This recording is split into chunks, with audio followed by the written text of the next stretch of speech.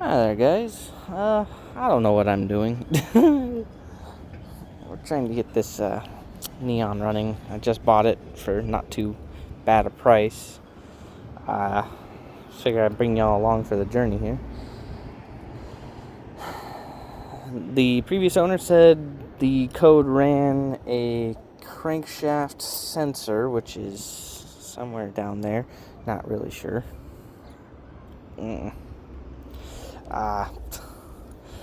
I thought he said it was a camshaft sensor, so I went and replaced that. That's brand new. The battery died in the process, so we're charging that.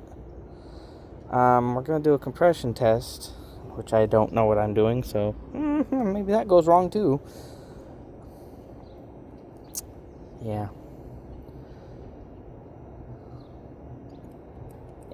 I genuinely don't know what I'm doing, but hey, this is how you learn, right?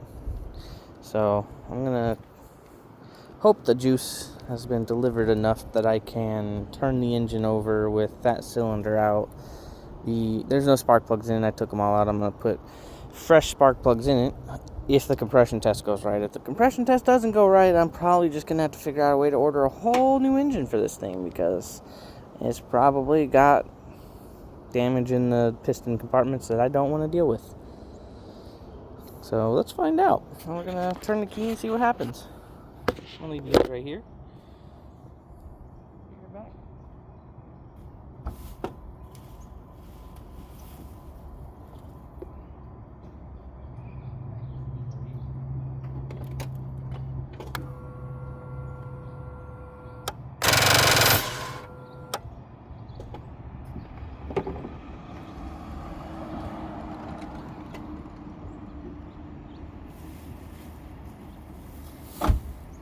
That tells me not enough battery juice, so it's going to be a minute.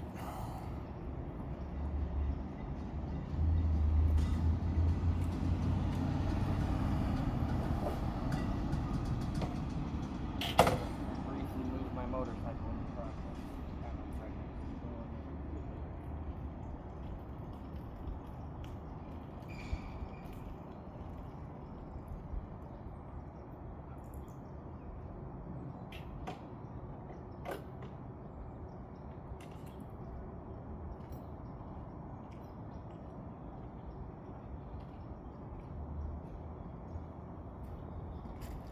Now I could change this battery charger over to higher amperage and give it a little boost, but I'm not really looking to do that.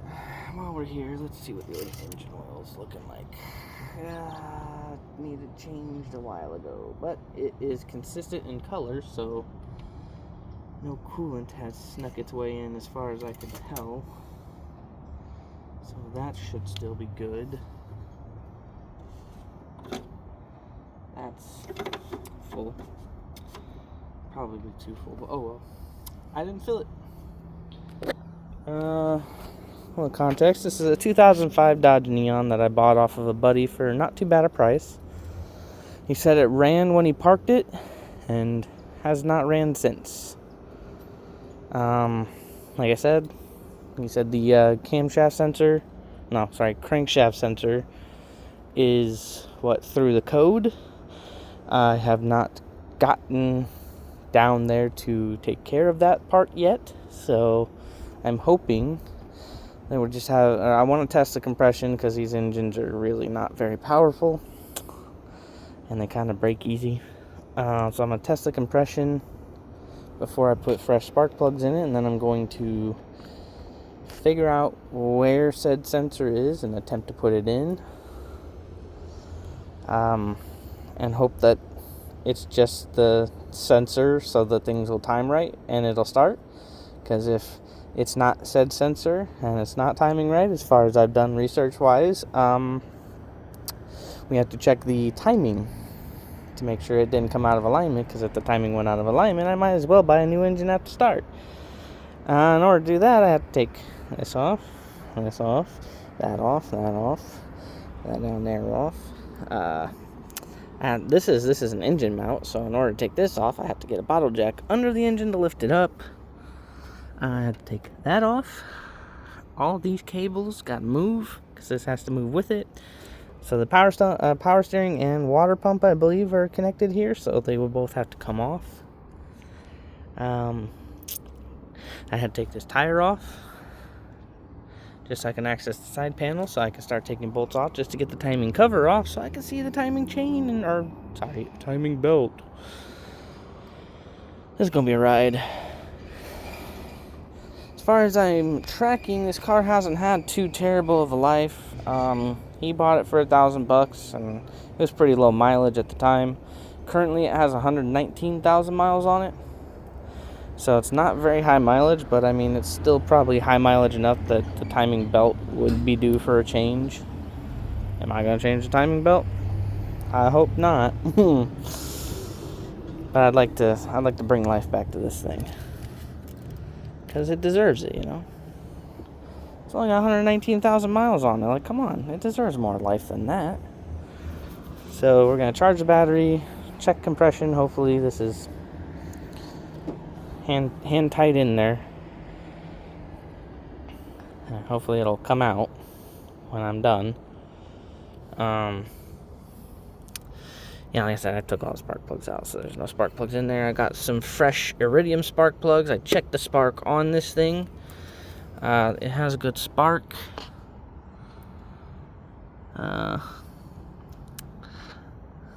Steering is good, as far as I'm telling.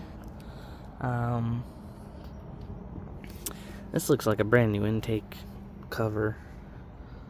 Thinking it might be a brand new intake cover. The previous owner broke the airbox, so that's got to be either replaced or retrofitted so that it is not loose. Radiator is still good, but a little loose in the bracket here, but otherwise holding on. And battery's good. He did change the tires, so they're brand new. He did change them right before parking it, I guess. So I got a brand new set of tires when I bought it. Body condition, he nicknamed it the Beetlejuice, so there's that. Body condition is practically rust-free, if not rust-free. I mean, I guess there's not even rust in there.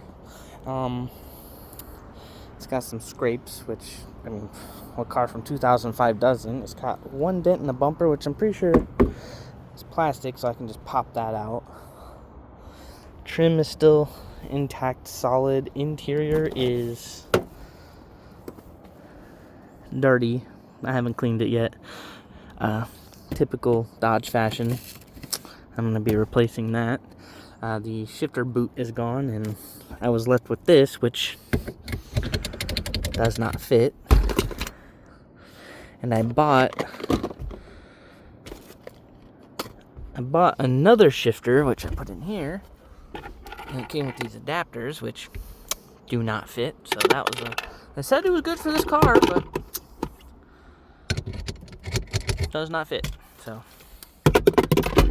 is what it is. But the interior is like, you know, you'd think the seats would be torn up or worn out. Nope. Seats are great. This is starting to wear out, you could tell, but that's okay. Otherwise, besides it being dirty, it just kind of needs carpet cleaned on the seats. The car's interior, oh, look at that, even the headliner's still solid on there. So like I said, the car was kept well. This is an unavoidable thing. Like, this is going to happen to every car from anywhere before 2007, really. So I was tearing that out. That's why it looks like it looks. But yeah, so it's got 119,000, almost 120,000 miles on it.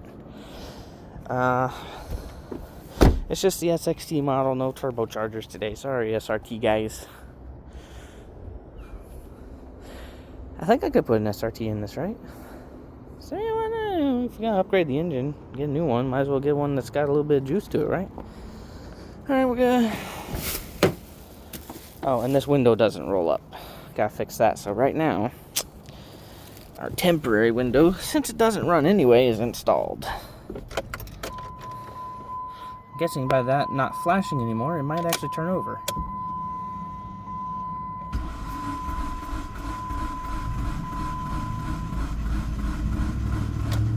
And that's our issue. It will not start. It will turn over all day, will not start. However, if I had that thing installed correctly, we should have got a compression reading. Please be higher than bad. I didn't even read it. Okay. Yeah, that's not fitted on there tight enough or something. I don't know. I don't know how these compression testers really work. It was just a gamble. Try it again. Twisted everything, make sure it's all tight. Try it again. Worst we can do is try it again. Like no rust at all. It's phenomenal. Alright, okay.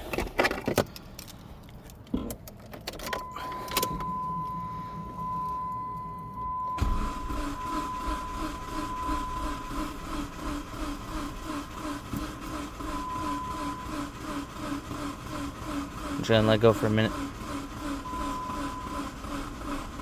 Okay, I can hear it starting to limp because the battery's getting drained. Anyway, that's what I'm dealing with. If anybody has any advice or... Yeah, still no reading. So I think I'm just not doing this right, which is fine. Please be the whole thing coming out. Please be the whole thing coming out. Thank you. Whew.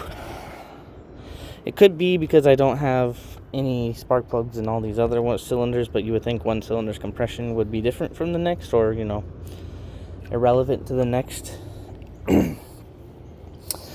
Yeah. So anybody with engine knowledge, I'm still gonna swap out that sensor as soon as I figure out where it is and how to get to it and all that. But if anybody could give me some advice on how to get this beauty running again, I would very much appreciate it. On that note, y'all have a good one. Catch you on the next one.